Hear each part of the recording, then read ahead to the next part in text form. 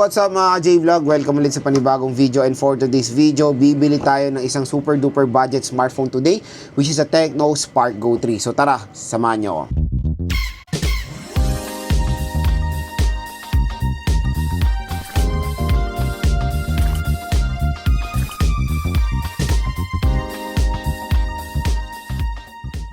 So for today's content mga idol, bibili tayo ngayon ng Tecno Spark Go 3, yung bagong labas ngayon na Tecno smartphone. At kakalabas lang nito kaya inabangan agad natin to. Tecno, punta tayo sa Tecno Gas pa nga. Ayan, Tecno Spark Go 3. Sana yun? So available siya sa 2 variant. Meron tayong 4GB 64 at 4GB 128. Medyo mataas ang presyo nito compare sa Tecno Spark Go 2 at pareho-pareho lang sila ng specs. So meron tayong available na ink black, titanium gray at aurora purple. So kunin naman natin this time is 4GB 128 at ang presyo niya is almost 5,000 pesos. Pero pwede nyo ito makuha pa na mas mababa dito sa ating link. Pag clinic nyo yung product link natin dito, bababa nyo pa siya makukuha.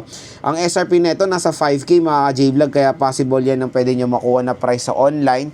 So again, ako kasi medyo gamit na gamit ko na yung mga vouchers ko, kaya mababa na lang voucher ko. Pero sa inyo mga idol, pwede nyo mapamakuha ng mas mababa to dahil pag clinic nyo yung product link natin dyan, nakalagay dyan YT affiliate. Yun po yung voucher na gagamitin nyo, makakatipid kayo ng sobra.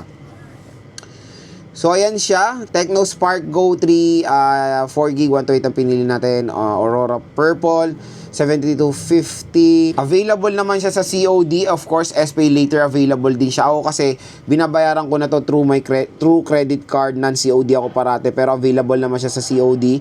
So ayan, bilhin na natin to. So ayan mga ka-J-Vlog, na-order ko na yung Tecno Spark Go 3. Abangan na lang natin siya dumating at unbox natin siya rekta dito sa ating video. So mga ka-J-Vlog, dumating na rin yung in-order nating Tecno Spark Go 3. So yun nga, sabay-sabay ko to kasi in-order nung sale, kaya lahat sabay-sabay din dumating yung mga smartphone na in-order ko.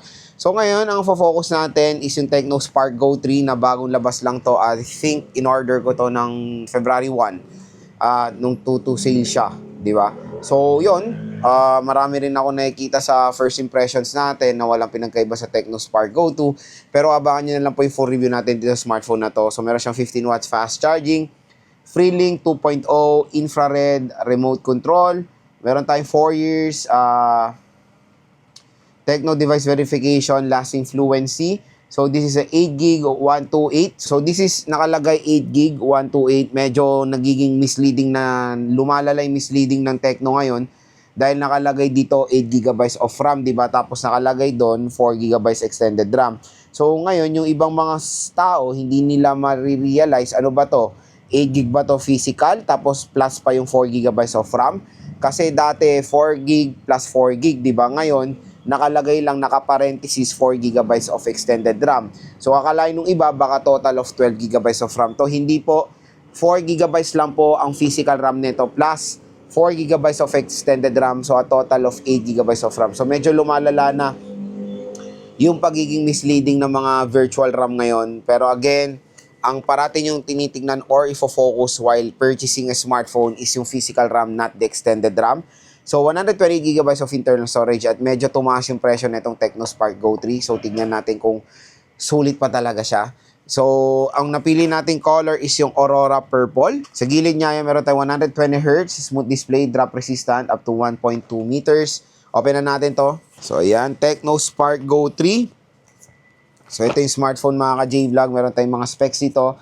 Like 15 watts fast charging, Freelink 2.0, infrared remote control, IP64, 120Hz at 13 megapixel AI camera. So, tingnan natin. Again, pag magre-receive kayo ng mga products sa online, parati kayo mag-video while unboxing it para sa aling merong discrepancy, meron kayong proof sa online. So, ayan siya. Tanggalin nyo na tong sticker na to dahil hindi naman po yan importante, especially sa warranty. Ayan. So, ito yung Aurora Purple niya mga idol. Maganda naman. So, I think merong purple din ngayon ng iPhone 17, di ba? So, mukha rin siyang iPhone 17, especially sa color. 17 na pinaghalong Pro Max. Dahil tignan nyo to, meron na siyang ganyan na parang shadow, na parang nag-resemblance din sa Pro Max. Pero pag ginanyan nyo, mukha siyang iPhone 17, di ba? So, ayan siya. The design, na-adapt pa rin naman. Akalain nyo na dual camera to pero hindi po. Isa lang po camera niyan. I think ito is yung IR blaster niya. O, parang nandito yung IR blaster niya. Flash. O, flash to. Akala ko flash to. Design lang siya. So, polycarbonate. Magaan naman siya. Matte finish. Tapos dito sa right side, nandito ang ating power button and yung volume rocker. And of course, flash fingerprint scanner yung power button na yan. Sa taas naman is nandito yung speaker grills. Sa left side is SIM tray. Sa baba naman is a 3.5mm headphone jack, microphone Type-C port. Yun lang. And sa bibili ng smartphone na to, meron tong pre-install na screen protector out of the box. Okay? So, tingnan natin yung mga inclusion ng Tecno Spark Go 3. Meron tayo ditong SIM eject tool. Licensed by Qualcomm na leaflet. 12 plus 1 month warranty.